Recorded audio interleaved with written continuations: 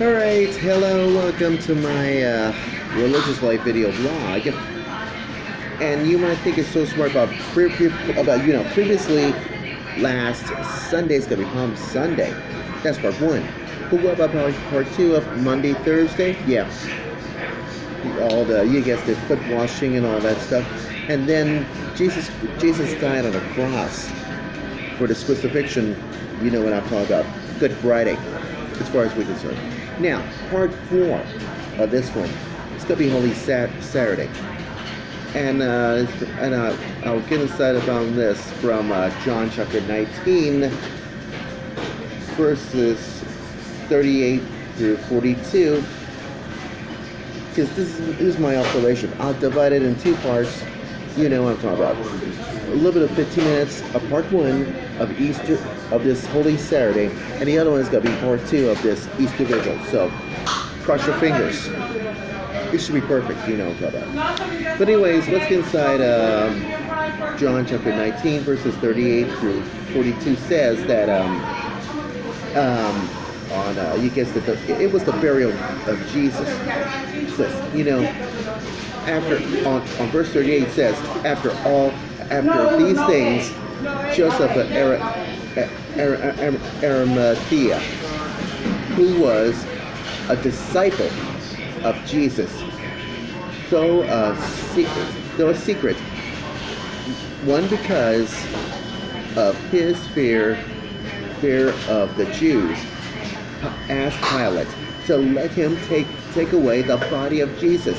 And Pilate, that's right, Pilate gave him permission, so he came and removed his body. Now Nicodemus, who had first come to Jesus by night, also came bring a huge mixture of myrrh and it weighs about, you guessed it, 100 pounds. And they took the body of Jesus and wrapped it with the spices in linen cloth. But according to, you guessed it, to the burial custom of the Jews, now there was a garden in the place where he was crucified. And in the garden, yeah, you guessed it, there was you guessed it, a stone cold tomb in which no one had ever laid. And it's because it was the Jewish day of preparation, and the tomb was nearby, and they laid Jesus there. So here's my observation of Joseph and Nicodemus try to bury Jesus' body. Because in John's account of the burial may continue to develop, yes, the theme of Jesus' royal identity. And of course, you guessed it, the larger amount of spice used. Everybody uses spices for your seasonings for your hamburger or barbecue or whatever happens. Or should we say cinnamon on your sugar and vanilla on your, you guessed it, lattes and fresh vanilla, iced coffees and all this. Please, that. My dad said, "Ellis music, you should stay away from your sweets." Yeah, I know. I get it. Well, yeah, just with all that as well. So who knows? Anyways, so this is what happens because the large amount of spice used, and obviously, you know, that's right. Yes, expresses their love for Jesus and had the extravagance of Mary's gesture earlier. And such excessive amounts of spice were a feature of at least some of the royal funerals. Just like, you know, if you go into a funeral, like I do. That's why I went to yeah, one of my friends' funerals at my church, Resurrection, and all that. So who knows?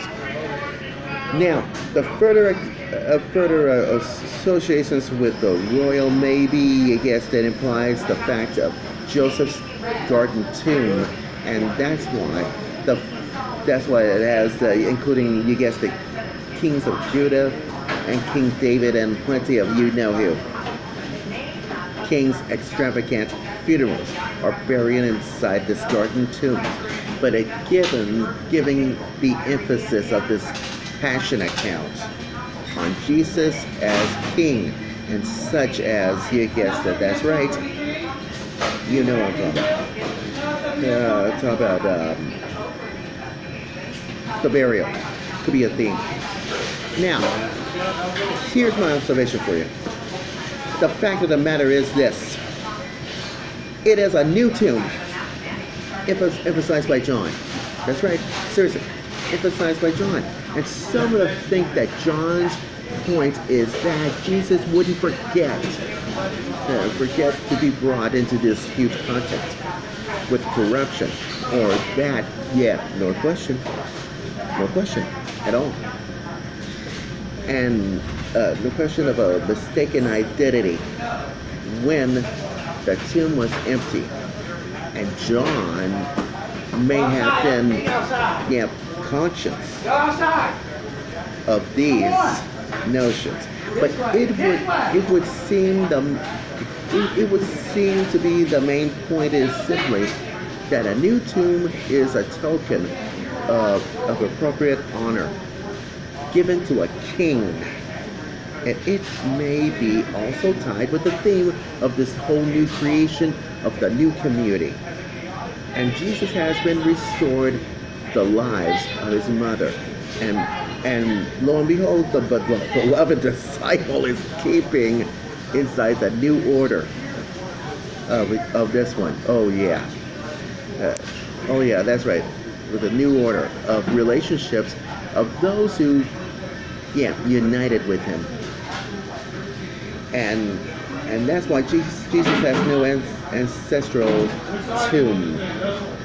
Seriously, no ancestral tomb, but rather begun a new family to those who are born from above, who never die. But indeed, in this whole story about the family who gained the members, and these two men are buried, and you know what I'm talking about. So that's one of the things about Joseph of Arimathea was indeed a huge disciple, but he was secretly because he feared the Jews. And what about Nicodemus? Yes, Nicodemus is that's right. So that not exactly, I guess that called a disciple, but nevertheless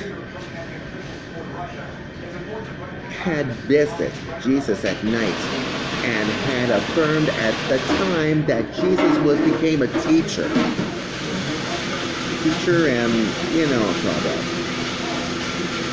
And these two men are really make sense about all this one. So who knows?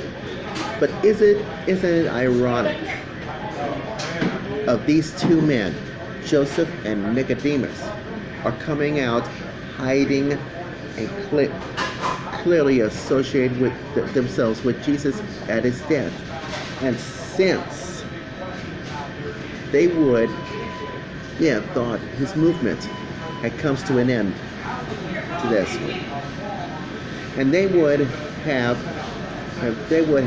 nothing to gain and everything to lose.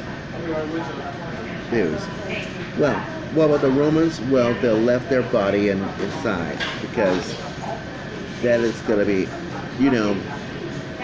make perfect sense. And the men doesn't have to give the time that Jesus to give a proper burial, which is including washing the body, anointing with oil, and clothing and wrapping it. This is what happens when Holy Saturday comes out. comes in for the burial of Jesus, and check in there as well. Now when we come back, I'll do part 2, and we'll do a little bit of Easter vigils, so hold on to your hats. It's gonna be perfect. Okay? Sounds simple to you? Good. Anyways, commercial work.